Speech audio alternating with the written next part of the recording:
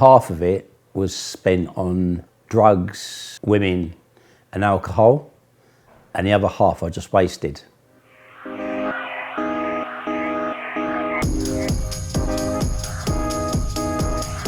was December the 10th, I believe, 1988, we put our first Genesis party on. We got 3,000 people there the first week. Following, which was like Boxing Day, we went back there again, Christmas Eve. We got like 4,000 people. Then we went back in there, New Year's Eve, and we hit the jackpot. You know, we had 6,000 people. It's conservative fee, 120, 130,000 pounds for the weekend.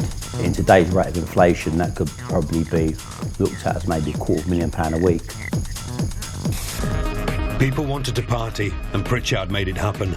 He mobilised legions of revellers to descend upon unsuspecting villagers in their thousands. The government tasked Ken Tappenden with the tough job of breaking up the party. The organisers were better than we were. I only wish I had them as my lieutenants, because they were brilliant. 18, 19-year-old taking all this money, you know, having all these girls, having all this amazing, like, you're treated like celebrities.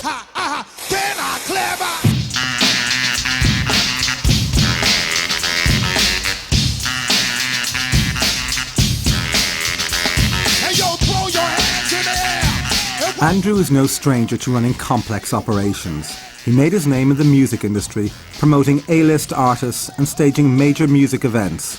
The Sunsplash Festival attracted over 50,000 revellers. Welcome, baby. How you doing? Always wanted to meet one of the Spices, you know. The secondary school I went to was Philip Magnus.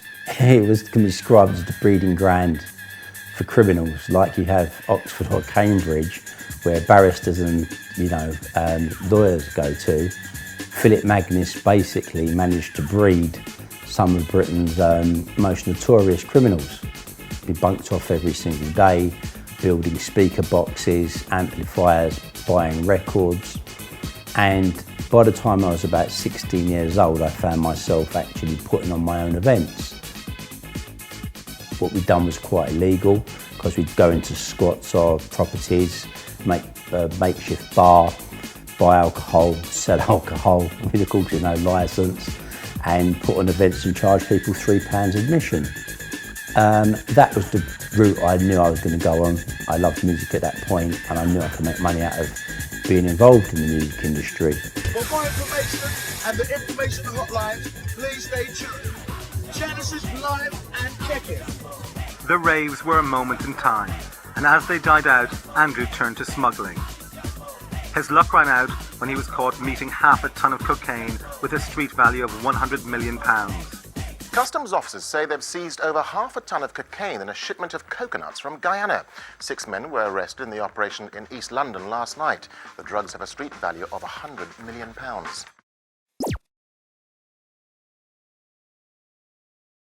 So basically, my first kind of interaction with smuggling, I think, was when we went on holiday to Jamaica, and I was about 6 or 7 years old, and we were coming back through the airport basically, and I remember our luggage being incredibly heavy.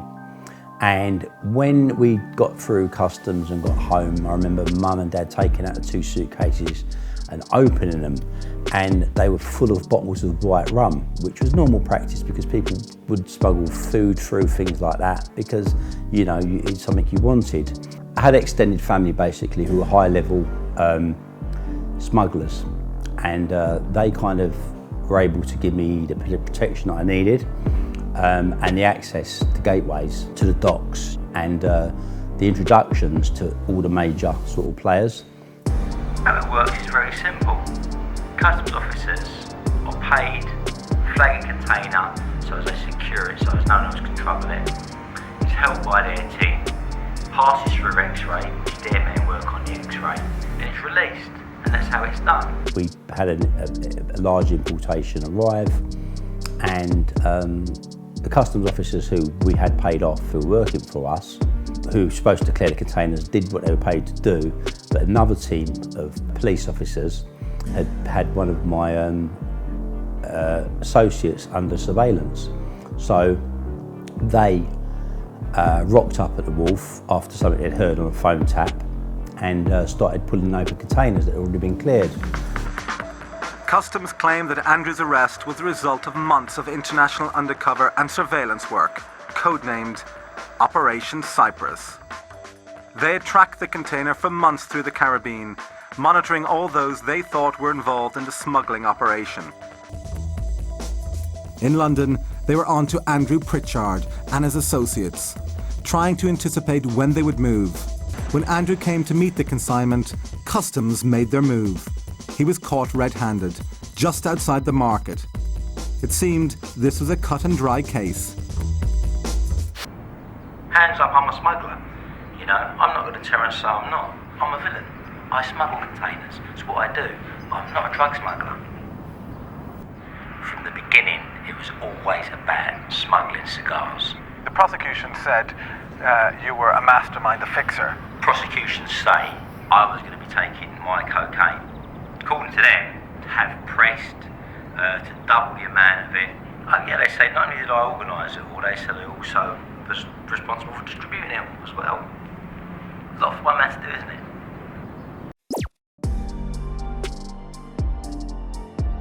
To be honest to you, my mindset was completely, when I think about it, insane. Because being arrested, I'd been arrested for the biggest drugs importation in British history. And it was all over the news. And as a criminal, this is how insane it is, I actually felt, yeah, proud. Because at least I've been nicked for something massive. Not thinking, if I go to prison, I'm going to go for 35 years. You're thinking that, you know, whatever it is, no one's done it bigger. What it done to my family was terrible because the realisation of what I'd been arrested for hit them and affected them, you know, and as I said, that damage was irreversible. At the end of the day, when the wheel comes off, which it inevitably will, you're left with nothing. I'd ended up in prison at an age which wasn't a great age to go to prison because I was over 40.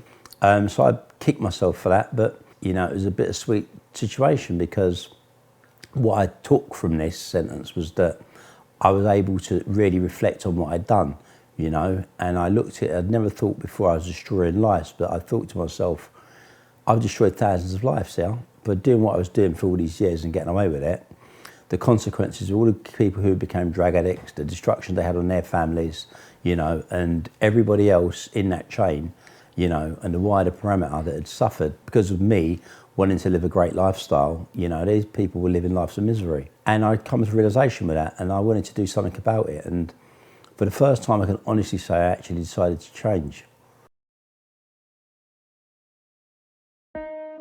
Well, the AP Foundation basically was formed on my release from prison, and the aim of it is basically to offer 5-step progress for people, you know, young people getting involved in intervention before they get themselves into trouble or into prison, dealing with people who are in prison in terms of rehabilitation, offer courses, offer skills, offer training, and those 4 steps, skills, training, intervention and rehabilitation are key, but the 5th most important thing is housing.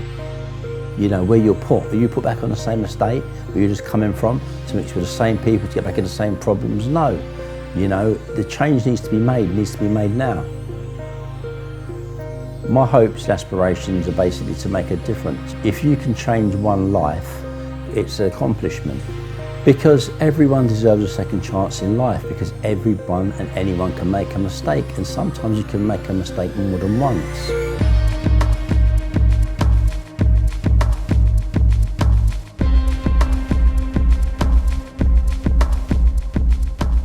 Can you resist a good deal? The white boy gene, the Del Boy gene, you've got to curb that. Never in a million years, the answer to that.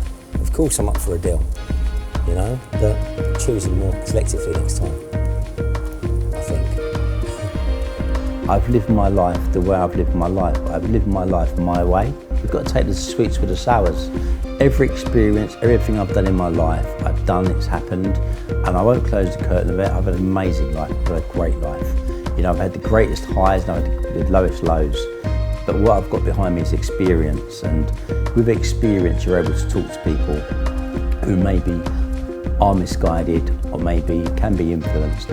And rather than taking negative influences in life, I'd want to draw positivity towards them, you know? If you or anyone you know is being affected by any of the issues mentioned in this video, or if you'd like to be involved, please contact us via email, visit our website, or talk to us on social media. Links to all will be in the description.